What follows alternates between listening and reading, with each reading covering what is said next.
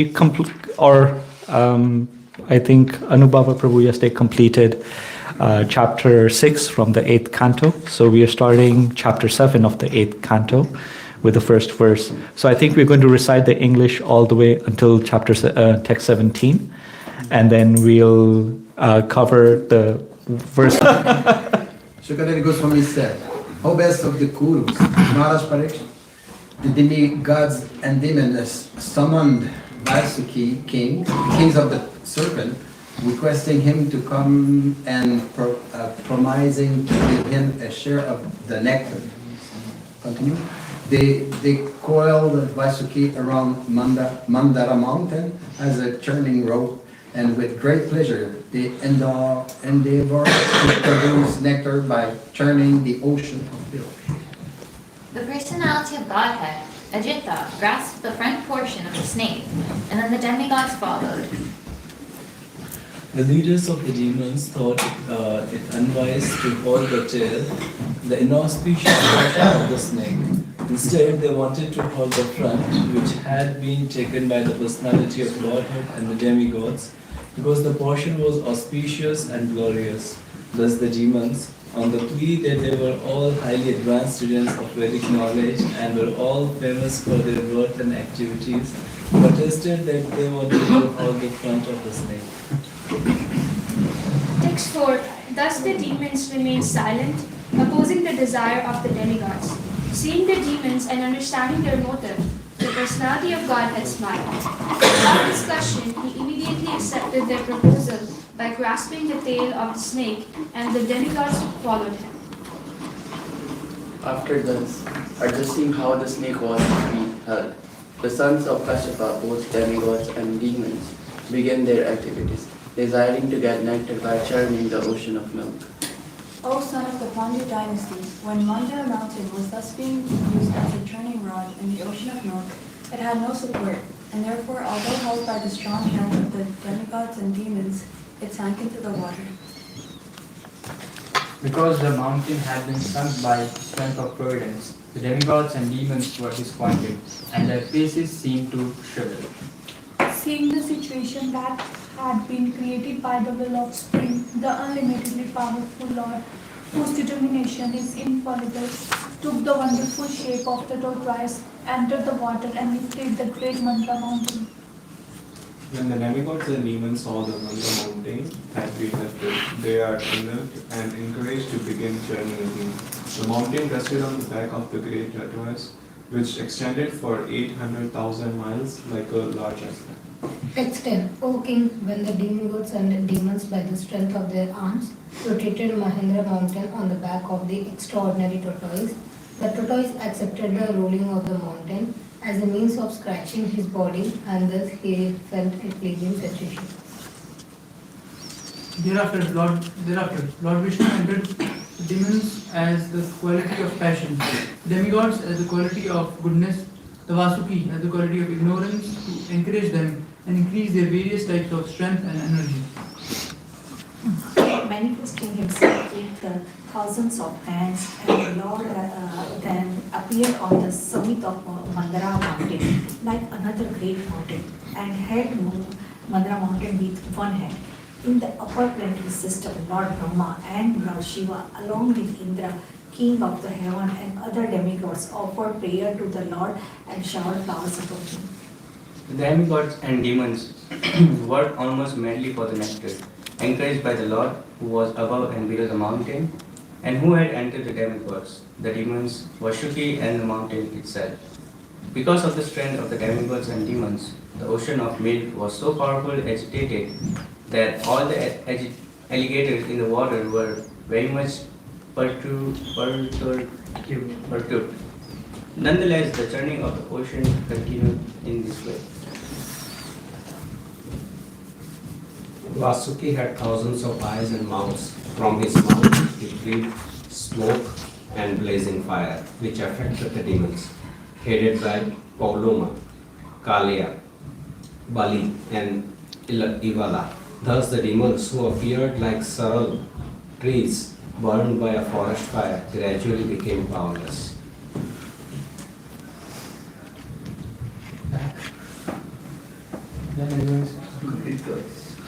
Because the demigods were also affected by the blazing breath of Vasuki, their bodily lustrous demons, and their garments, garlands, weapons, and faces were blackened by smoke. However, by the grace of the Supreme Personality of Godhead, clouds appeared on the sea, pouring torrents of rain and breeze blew, carrying particles of water from the sea waves to give the demigods relief. When nectar did not come from the ocean of bliss, despite so much endeavor by the best of the demigods and demons, the Supreme Personality of Godhead, Ajita, personally began to churn the ocean. The Lord appeared like a blackish cloud. He was dressed with yellow garments. His earrings shone on his ears like lightning, and his hair was spread over his shoulder. He wore a garland of flowers, and his eyes were pinkish. With his strong, glorious arms, which avowed fearlessness throughout the universe, he took hold of Vasuki and began churning the ocean, using Mandara mountain as a churning rod. When engaged in this way, the Lord appeared like a beautifully situated mountain named Indranila. Wonderful, wonderful set of verses. Okay, so we'll go back to text 8. So we just do line by line? Yeah, we recite the Sanskrit. Yeah. And then we go to Sure. Villokya Vignesha Vidhim Tateshvaro Duranta Viryo Vitatad Vishandihi Kritva Vapu Kachapam Adbhutam Mahat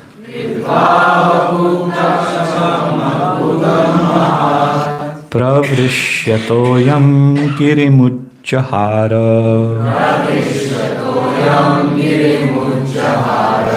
Vilokya Vignesha Vidhim Tadeshvaro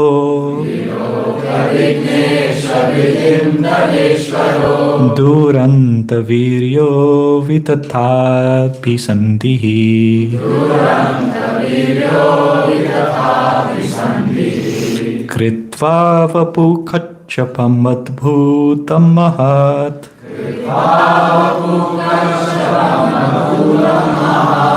Pravrishyato-yam girimujjahara Vilokya Vignesha Vidhim Tadeshvaro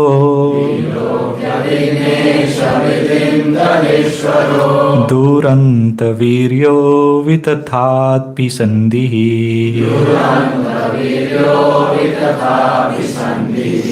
Kritva Vapu Kachapam Adbhutam Mahat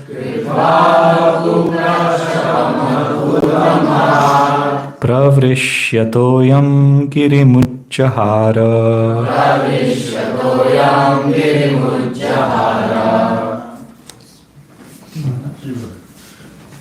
Vilokya Vignesha Vidhim Tadeshvaro Vilokya Vignesha Vidhim Tadeshvaro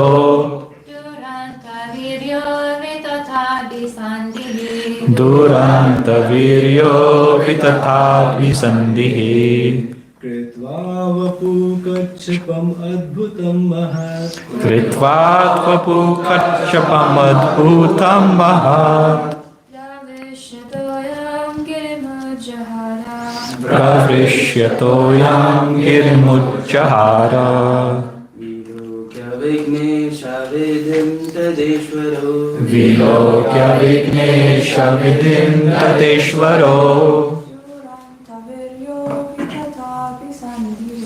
Duranta Viryo Vitathat Bhisandihi Kritva Vapu Kachapam Adbhutam Mahat Pravishyatoyam girimujjahara Pravishyatoyam girimujjahara Vilokya Vignesha Vidhim Tadeshvaro Vilokya Vignesha Vidhim Tadeshvaro Duranta Viryo Vitabhavisandhi Duranta Viryo Vitathat Vishandihi Kritva कृत्वावपूकच्छपमद्भुतं महात् कृत्वात्वपूकच्छपमद्भुतं महत् प्रविश्यतोऽयं गिरिमुच्चहार विलोक्य विघ्नेश विधिं तदेश्वरो विलोक्य विघ्नेश विधिं तदेश्वरो दुरन्तवीर्यो विततापि सन्धि दुरन्तवीर्यो विततापि सन्धिः देव वपुर्गच्छम् अहम् अद्भुतं महत् कृत्वा वपूकच्छपमद्भुतं महत् कृत्वा प्रविश्य तोयां गिरिमुज्जहार प्रविश्यतोऽयं गिरिमुच्चहार विलोक्य विघ्नेश विधिं तदेश्वरो. Say it properly, the right tonation. The beginning of the letter. Vilokya Vignesha Vidantadeshvaro. Vilokya Vignesha Vidintadeshvaro Durantaviryo Vidatabhisandhihi. Durantyaviryo Vitatadvisandhihi Kritvatvapukachchapamadbhutam mahat Pravishyato-yam girimucchahara. Pravishyato-yam girimucchahara Vilokya Vignesha Vidhim Tadeshvaro. Vilokya Vignesha Vidhim Tadeshvaro Durantyaviryo Vitatadvisandhihi Kritva vapukachchapamadbhutam mahat Pravishyato-yam girimujjahara Pravishyato-yam girimucchahara Vilokya, observing. Vigna, the obstruction, the sinking of the mountain. Isha Vidhim, by the providential arrangement. Tada, then. Ishvara, the Supreme Personality of Godhead. Duranta Viryaha, inconceivably powerful. Avittaha, infallible. Abhisandhihi, whose determination. Kritva, expanding.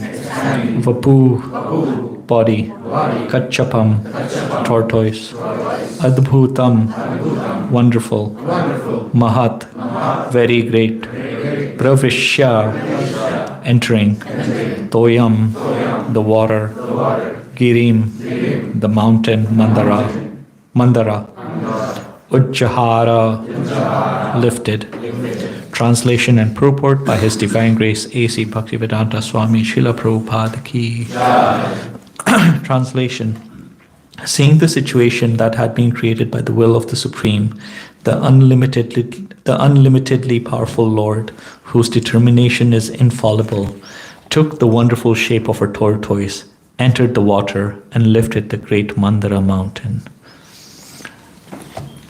Here is evidence that the Supreme Personality of Godhead is the supreme controller of everything. As we have previously described, there are two classes of men, the demons and the demigods, but neither of them are supremely powerful. Everyone has experienced that hindrances are imposed upon us by the supreme power. The demons regard these hindrances as mere accidents or chance, but devotees accept them to be acts of the supreme ruler. When faced with hindrances, therefore, devotees pray to the Lord, Tate nukampam susamikshmano bunjana evatma kritam vipakam. Devotees endure hindrances, accepting them to be caused by the Supreme Personality of Godhead, and regarding them as benedictions. Demons, however, being unable to understand the Supreme Controller, regard such hindrances as accidental. Here, of course, the Supreme Personality of Godhead was present personally. It was by His will that they were hindrances, and by His will those hindrances were removed. The Lord appeared as a tortoise to support the great mountain, Shritir iha vipulatare tava tishtati prishte. The Lord held the great mountain on his back. Keshavadrita Gurva Sharira Jagadishare. Dangers can be created by the Supreme Personality of Godhead, and they can also be removed by Him. This is known to devotees, but demons cannot understand it. Jai. I'll just read the translation again. Seeing the situation that had been created by the will of the Supreme, the unlimitedly powerful Lord, whose determination is infallible, took the wonderful shape of a tortoise, entered the water, and lifted the great Mandara mountain.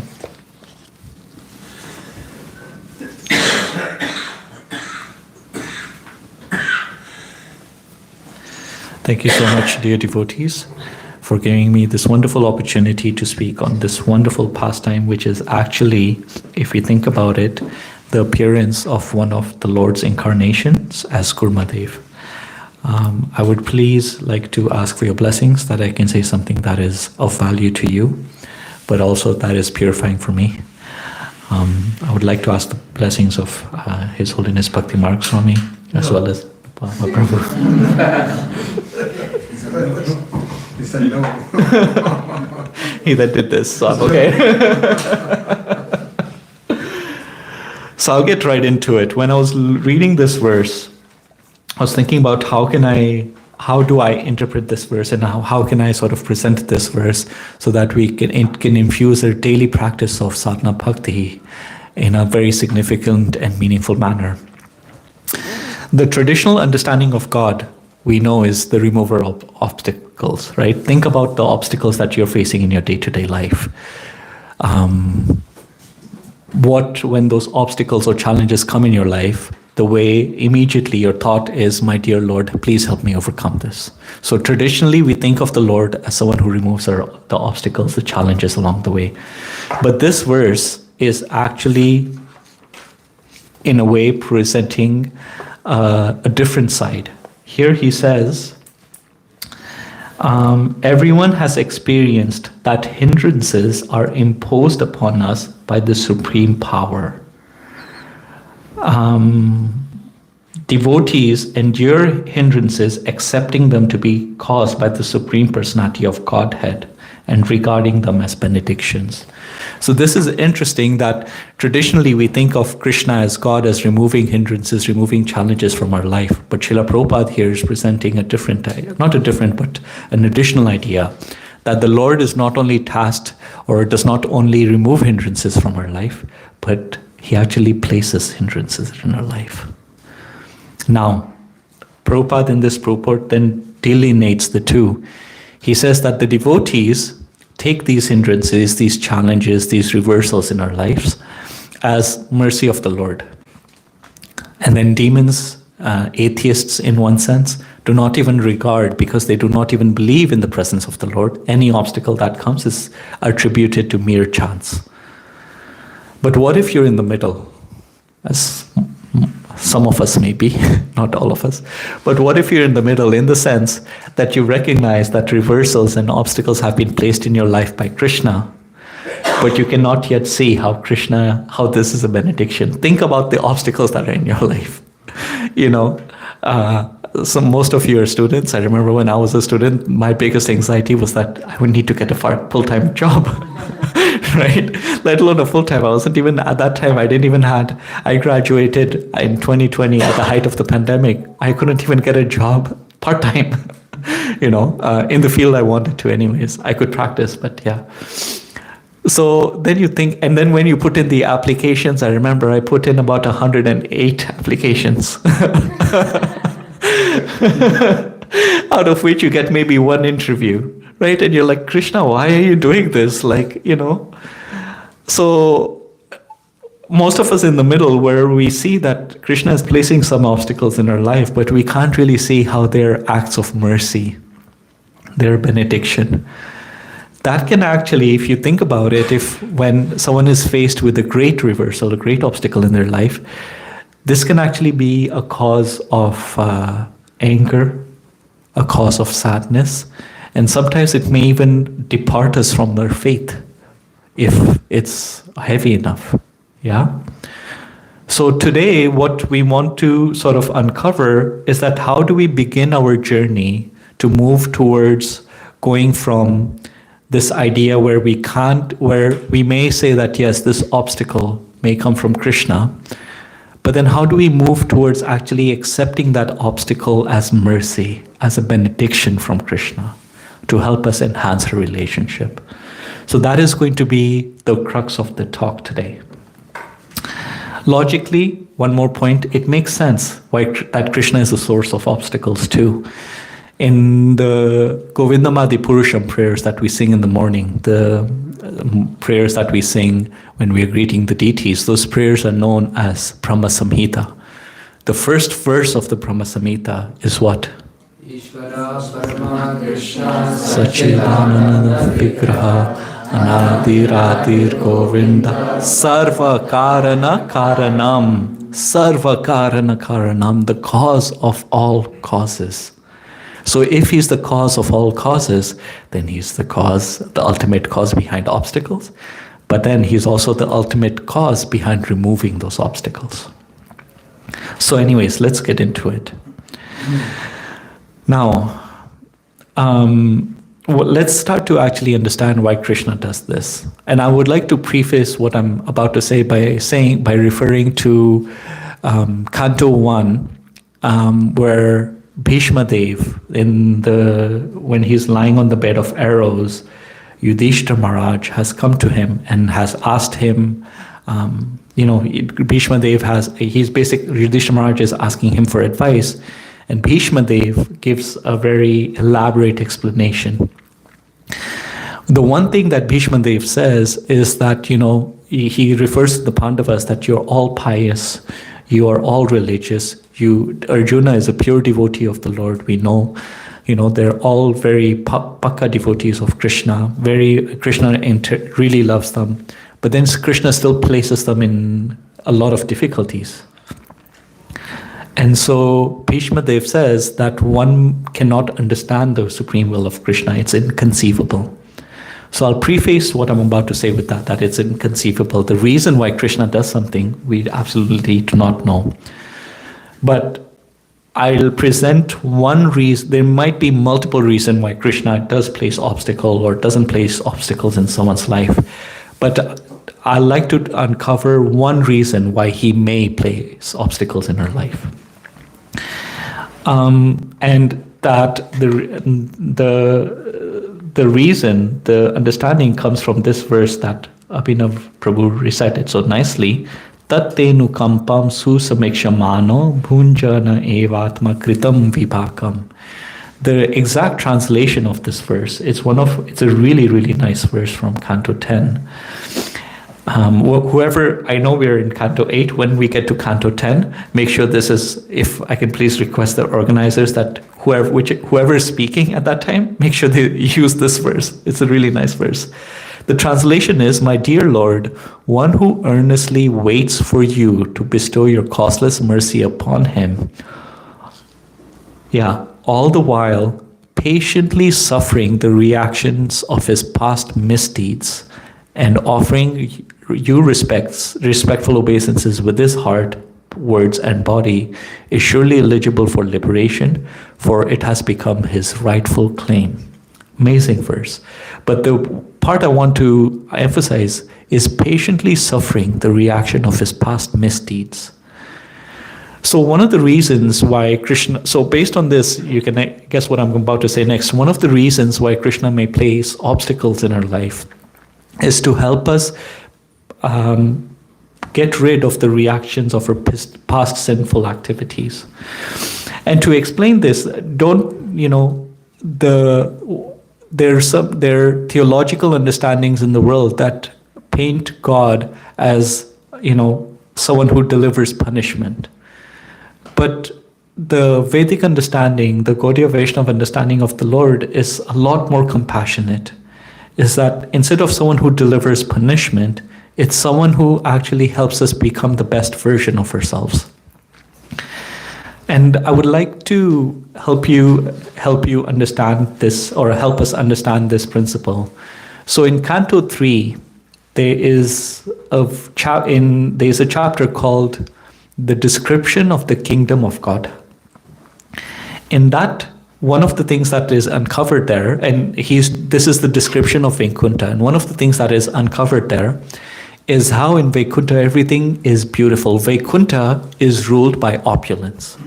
So opulence in terms of wealth, riches, beauty, gold, and opulence in terms of the residents of Vaikuntha as well. It is described that the residents of Vaikuntha are extremely beautiful, very physically attractive. And then the other thing is that both men and women, they're mixing freely.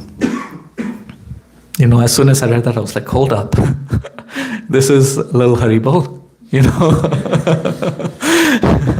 So like this, it's described. But then the third line is that despite these mixing, the residents of Vaikuntha are not perturbed, are not influenced by the mode of passion, because they're always engrossed in serving and reciting the glories of the Lord.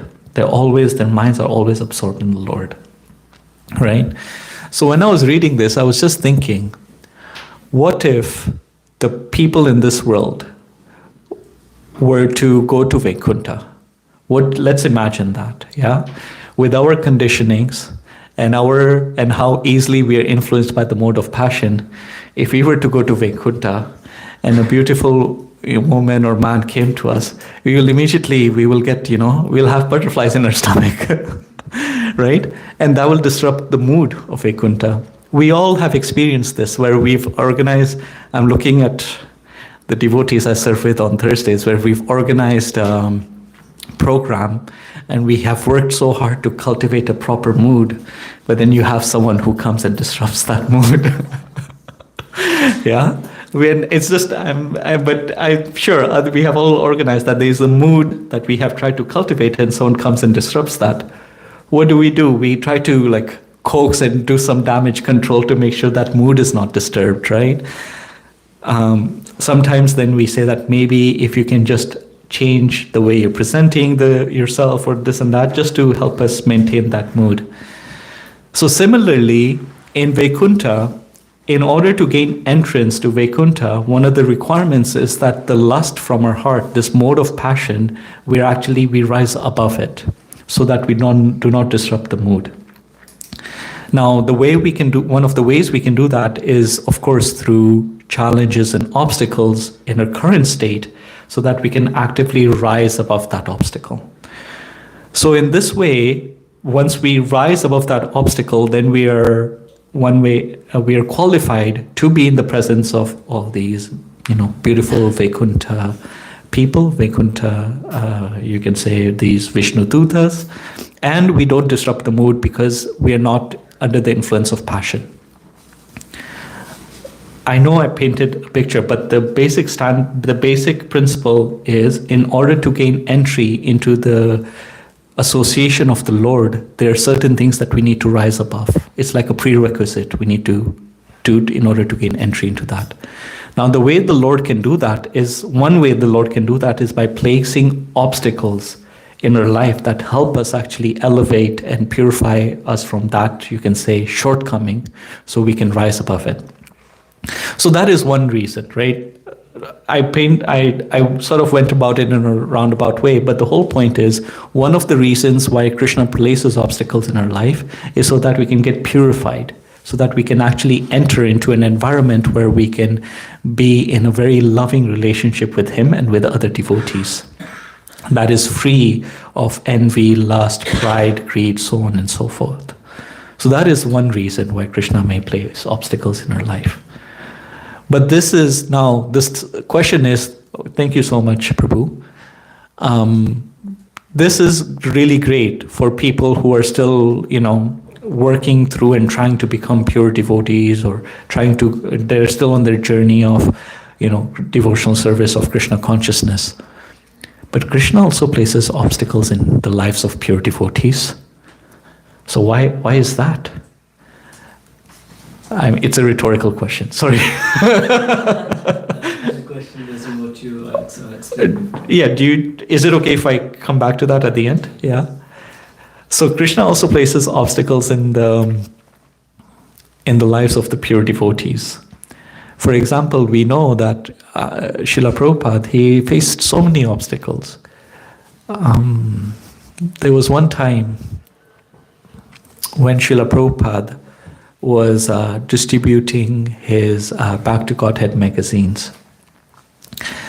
And as he's distributing them, it was a hot day from what I remember reading, and he met with a bull or something, knocked him, and he lay unconscious for some time. Srila Prabhupada was a pure devotee. He was doing writing the articles, printing the books, and then going and distribute. He was a one-man army. He was doing all of this. One may ask why Krishna placed such an obstacle in his life. When he was coming on the Jaladuta, he experienced 2 heart attacks. And then when he landed in the US, when he moved into the Bowery, so many obstacles. These descriptions where in order to get to his apartment, Srila Prabhupada has to, step over all these people, these drug addicts who are passed out. Prabhupada doesn't know if they're still breathing, or if they're dead. Of course, his obstacle, he seamlessly traversed all those obstacles, and because of him, we have the wonderful organization that we do now. But Srila Prabhupada, you think about it, why did Krishna place so many obstacles in his life?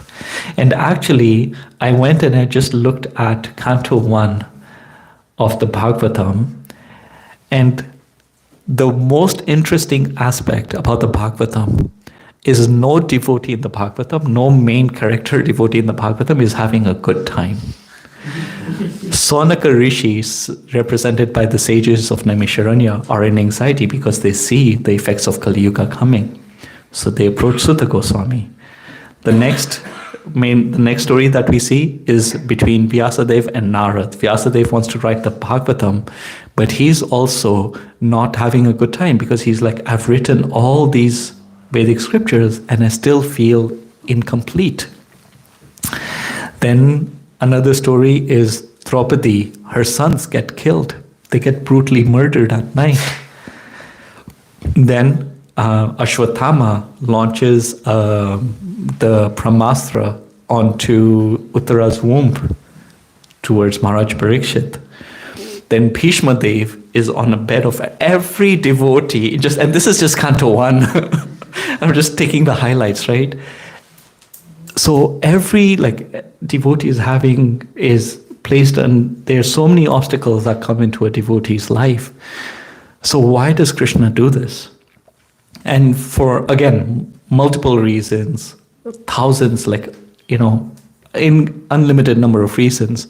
But the one reason that really resonated with me was that Krishna does this so that the devotees, they can set an examples for the rest of us when we meet obstacles.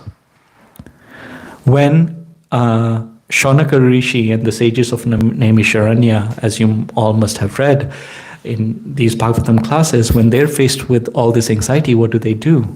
They actually approach Sutta Goswami for further knowledge, for further clarification on how to, transverse this. So they're practicing Shravanam. When when Ashwatthama launches the Brahmastra towards her womb to kill Maharaj Parikshit, what does Uttara do? Uttara starts praying to the Lord for protection, Vandanam. Again, when we see Parikshit Maharaj himself, when he is cursed by Shringi, by the son of Shamik Rishi, what does he do? He again approaches Sukadev Goswami to ask for clarification. So he's also practicing Shravanam. When Prahlad Maharaj is suffering and Hiranyakashipu is throwing him in so many different situations, what does he do? He practices Smaranam. Right? So all of these characters, one of the reasons that resonated with me really, of why Krishna places all these exalted devotees in such difficult situations, why he puts obstacles in their life, is because through them, he's teaching us how to transverse those obstacles in our life. Those devotees set an example for us on how we can overcome those obstacles, right? And in this way, what does he do? He's actually enhancing the glories of those devotees.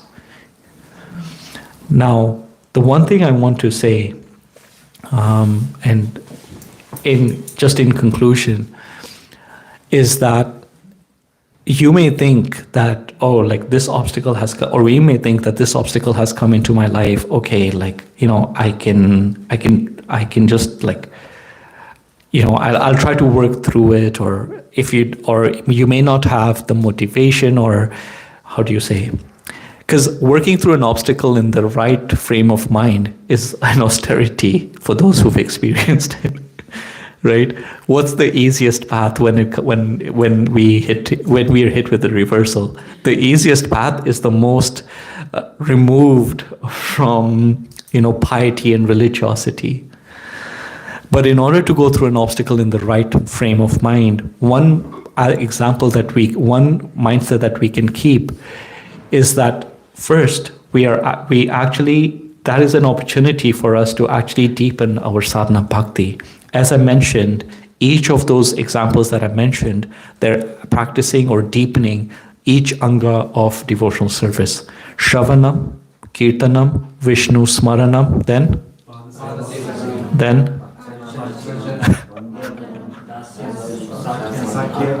Atmanivedanam, right? If you actually look at the Srimad Bhagavatam and you see the devotees and how they're transversing their obstacles, you will see each of these actually becoming more clear. So when we are hit with the obstacles, one of the ways that we can sort of deal with them is really focus on deepening each or any particular anga of devotional service, any particular path of devotional service. And what that will do is it will not only help you overcome the obstacle, but you have to think, especially if you're living in an ashram, you are the support system of people around you, and the people around you are your support system. So when you go about the obstacle in the right way, then you set an example for everyone else around you, and you give them inspiration. And in turn, what happens is when you're going through a rough time and the people around you go about it in the right way, then you get inspiration as well. So please keep that in mind as you move forward. But I do want to conclude here. So the talk really focused on 3 points today. The first point, now this is where you can sort of zoom in and I'll finish the entire talk in about 3 minutes. So the first point is that Krishna is the source he removes obstacles in our lives, yes, but he can also place obstacles in our life. Why does he place obstacle in our life? One reason is to purify us, to help us actually give us an opportunity to overcome our shortcomings. And the example we gave is that for example, by overcoming lust, we can actually gain entrance into Vaikuntha. And by overcoming our shortcomings, we can actually gain entrance or enhance our relationship with Krishna. And the third point is that why does he play? So that is the second point is why he places obstacles in the lives of aspiring devotees or sadhakas. But why does he place obstacles in the lives of pure devotees? And so the reason for that is because he gives us an example to follow. The pure devotees, they transverse the obstacles in a very deep spiritual way. And so when we take their example, when we understand how they're transversing obstacles, it gives us inspiration, it gives us direction, it gives us instruction to be able to transverse those obstacles ourselves. That is all. Yeah, that's all I had to say for today. Those were the 3 points that I made. And any question? I know Prabhu, you had a question. Any questions, comments? Maharaj, anything else you would like to add? Anubhava Prabhu, anything else you would like to add, please? The class was wonderful. Thank you very much. I love it very much and I enjoyed it very much. And just to make, just perhaps not only that. Okay. Like Prabhupada, myself also in my life, I had some difficulty. I'll be very frank with you, and in some situation, all the way to almost a depression. Okay, but what helped me in that situation, it's like the last movie of Yadubar.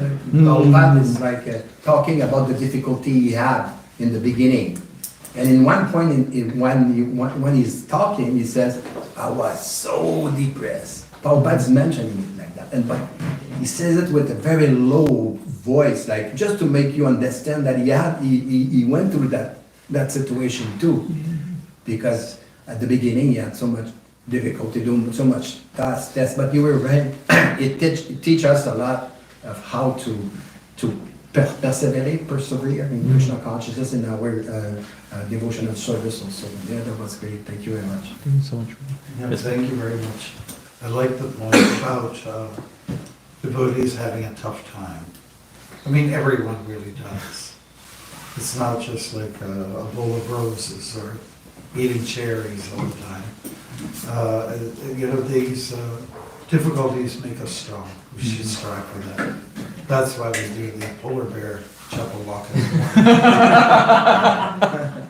Or devotees are encouraged to take a cool shower, in the morning, instead of lathering forever. Just at least rinse with a go for it.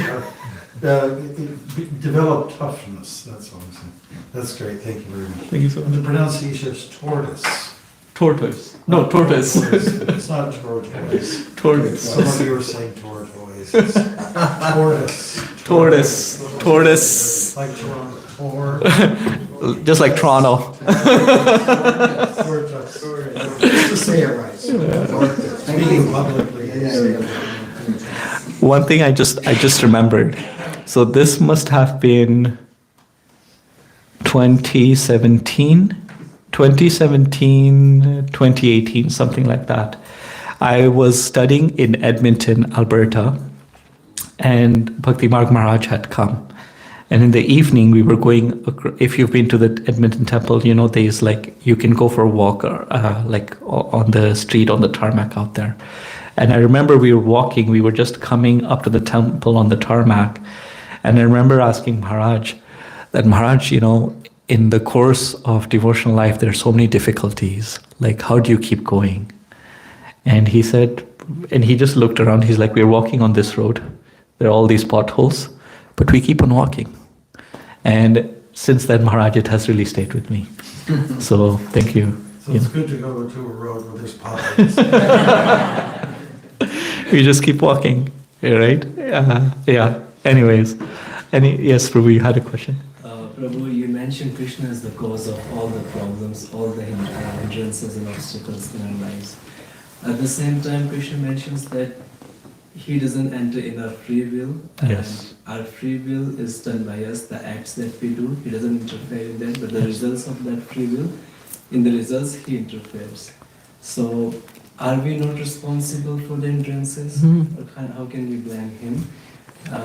In Mahabharata, he mentioned that when he went with the peace agreement and they tried to kidnap him and Dhritarashtra wasn't willing to understand anything, Vyasadeva was there, I guess Vishwamitra was also there, Narad Muni was also there, everybody was trying to make him understand, but it was him. He was the cause, Dhritarashtra was the cause of the battle as well. And here we mentioned that Krishna was the cause of the battle.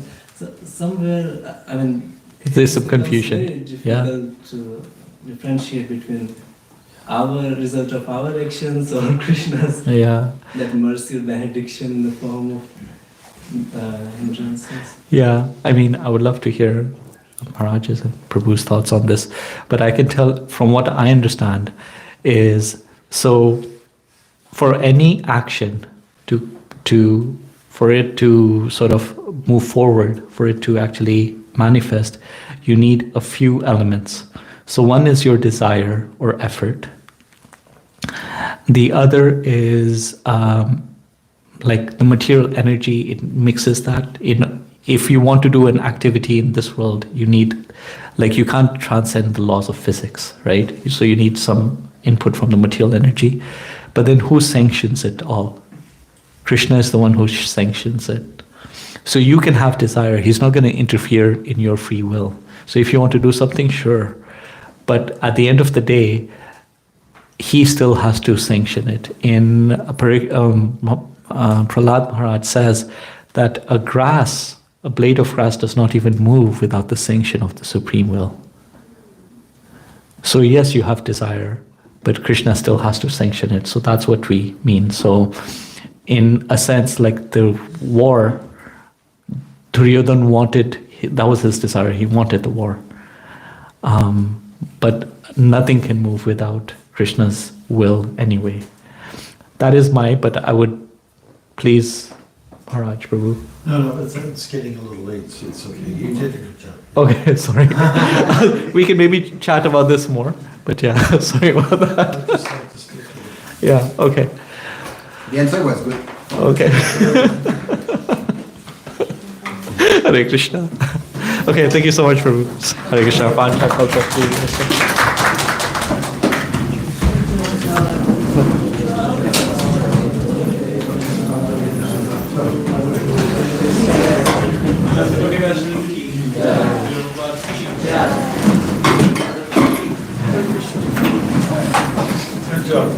Thank you so much.